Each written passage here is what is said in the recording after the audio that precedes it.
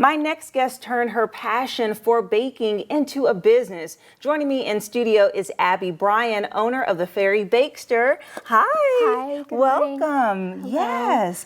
All right, so I am looking at these pies that you have baked, and they're absolutely beautiful. Thank you. And I love your journey. So share with me, how did you get started baking? Well, I think like a lot of people during quarantine, I picked up a hobby, and I had a lot of friends who were in the service industry, and I just wanted to, I knew they were out of work and I wanted to make them food. Oh. So it started out just making, puppy chow, and then I started adding on to it, and then it turned into pies, and then I had friends of friends asking for it, and then before I knew it, it was people I didn't know that were asking for my pies. Oh, that's so wonderful. So it's a hobby that you have mastered, by the way, because the designs on this, and I'm excited because today you're going to show us techniques on how to deal with the crust and how to design the edges. Yeah. All right, wonderful. So let's get started. Okay, so I've got my pie dough here, and I'm going to make some room for myself, and I'm just going to roll this out. And you want your pie dough to be really cold when you do this. You want it to be a marbled effect with the butter and the flour and all the goodness that comes into those. Oh, okay. You're going to roll it out pretty thin. Nice. And what is this that you're rolling it on? This is just a latex mat. You can use it as a guide to get the size that you want. It's really nice because it sticks to the table, but allows you to roll out really well, and it doesn't stick to it. The dough doesn't stick to it. So this is pretty thin here. There we go. So now what I'm going to do is set this aside. I'm going to grab my pie pan. Okay. And I'm going to go ahead and I'm just going to flip this guy in here. And you can actually press against the edges. You want to have a little bit of an excess along the edges, because what you're going to do is you're going to fold this under so that you can do more of a thicker crust around the outside. Okay. So I use kitchen shears. You can see that it's kind of uneven. It's not perfectly round. So I kind of go in and I cut it so that it is going to be pretty even when I fold it over. Yes. So I'm going to go ahead and do that. And there's different ways that you can design your crust on the outside. There's the traditional, like, you can take a fork and once you fold it over, let me show you right here. Oh, so wow. You can see there. Okay. That's how you make it thick. Very cool. Yeah, so that's how you make it thick, and it's usually more uniform than this. But you can do this. This is kind of like a patchwork design, where you just take your fork and you go in like this. This also presses those layers together. The other way that you can do a crust around the outside, let me go ahead and fold this guy over just like that. Yes. I'm going to take my 2 fingers, right like this. And then I'm going to take my thumb and I'm just going to press like that. And that's going to give you that triangular type design on the outside. So that's a fun one also. Nice. Then the other one that can get pretty fun is I've got this tool here. And it's kind of like a crimping tool. It has many functionalities to it, but there's a design right here that I can use. And this also, just like pressing it together with the fork, this is going to press it together also.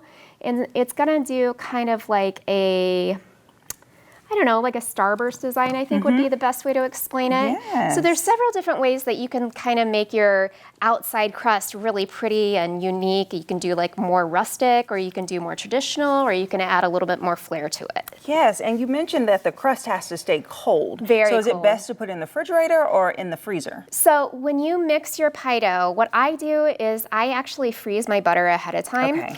So you want it to be good and cold. And when you put your water in with your dough, you want that to be really, really cold also. Once it's all mixed together, you're going to put it into like a ball like this. And I wrap it with saran wrap, and I actually put it in my freezer for a few minutes so that it gets real good and cold.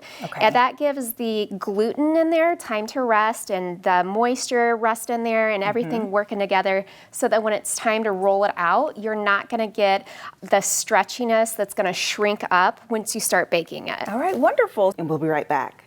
We are back with Abby Bryan, who is the owner of the Fairy Bakester, and we're going to continue to learn these baking tips for pies. Hello. Hello. Okay, so now that we got the crust done, I'm really excited to see what we have going on next. Okay, so if you're wanting to do a lattice crust, I have this really awesome tool right here. Okay. And it has a few different functions, but I like to cut my strips with it. So I'm just gonna go in, and I prefer to make kind of wider strips. I just think it looks a bit more modern. So I'm just Okay. going in here and cutting my strips. And by doing this, this is going to create the cross effect of this pie, correct? Yeah, so it's Okay. either going to be like that pie, depending on how big it is, or it can be something really Thinner. old school and elegant like this if we do it Yes. thinner. So you want to make sure that you have varying sizes because, you know, obviously the middle of the pie is going to be a little bit longer. Right. So, but just to show you here, the way you create a lattice crust is you're going to roll it, or you're going to lay it out this way, and then kind of go this way with it. Oh, look at that. And then it's kind of just like weaving. So you're going to go in and out just like this. And you're going to continue that throughout the pie until you've got a nice top like that. And you can see it kind of makes a square like that. If you do it enough, you're going to get something that's circular like this, and you can just cut off the ends and bend that over again, and then you've got your outer crust. So do you recommend doing that on this sheet or doing it on top of the pie? It depends on how intricate it is. Okay. I've done some really cool geometric lattice designs where I had to lay it out onto my mat, but if it's something simple like this, you want to do it on top of your pie if your filling is good and cold too, because if your filling is hot, that's going to cause your dough to kind of melt. Oh, and kind of stick and Yeah. kind of get the gooiness all over the place. You Okay. just got to get your own little groove going, and you'll figure it out. Okay, great. So once this cross effect, which is called the lattice, you Lattice say? crust, okay. yeah. We're learning some terms here. Once we complete that, we can decorate it, right? Yes. Okay, so what do we have here? Okay, so I really like painting on pies, and there's a few different ways that you can do that. There is all kinds of edible dyes that you can get, and I personally like to mix my dyes in with my egg wash because you get that really pretty sheen. Like you can see this pie right here, yes, it kind of has beautiful. like a sheen to it, and then I was able to roll that out on a latex mat that looks like wood grain. Okay. So anyways, okay. It does. So Yeah. did you do that by dipping it and then stroking it? Yeah, I just Okay. went in and I painted do a it little just bit. like you're painting a picture. It's really, really cool. So go ahead and, so you're gonna go ahead and use just a tiny, tiny bit of it because that is a gel dye. You don't necessarily need to mix that one with anything. Okay. And you You might just can get a kinda- little like dish so that you can, sometimes the flour will ball up on there Right. and everything. But there's different tools that I use also. And the gel dyes are super pigmented. You can use food coloring if you want, but I have found that once it bakes, it's not as vibrant, I guess is the best way to put so it. it kind of tones it down, so it's not like, oh my gosh, my Yeah. pie is going to be black. Okay. Right.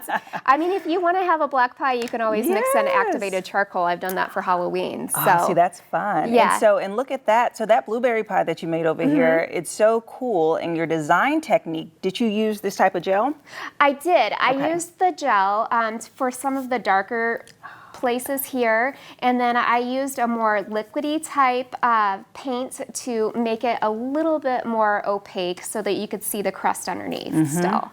Okay, so we have to do a little round robin here. I want to know about each of the pies that you created. Okay. Let's start over here. Okay, so this is a cherry pie, and I made a pretty intricate lattice crust. This is pretty thin. I just love how elegant it looks. It's a very pretty traditional pie. And I did my egg wash, and I put some sugar on the top of it, Okay. which is very good.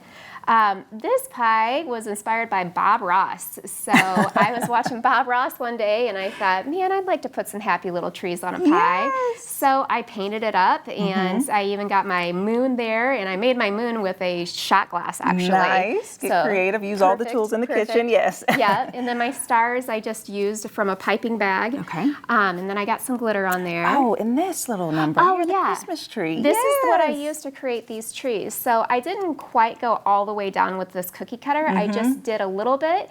And then I went through with my knife afterwards and I just cut the shape of the trees out. Yes. Love that. And then these are so festive. I love a good theme. Yeah. And these are perfect for Christmas. Yeah, so this is an apple pie, and I explained that I used wood grain latex mat on that. I just rolled it out on top of it when my dough was good and cold. And then I put some holly leaves and just kind of painted on some berries there. So that's a really pretty, and of course there's glitter. Yes. So that's a really pretty festive apple pie.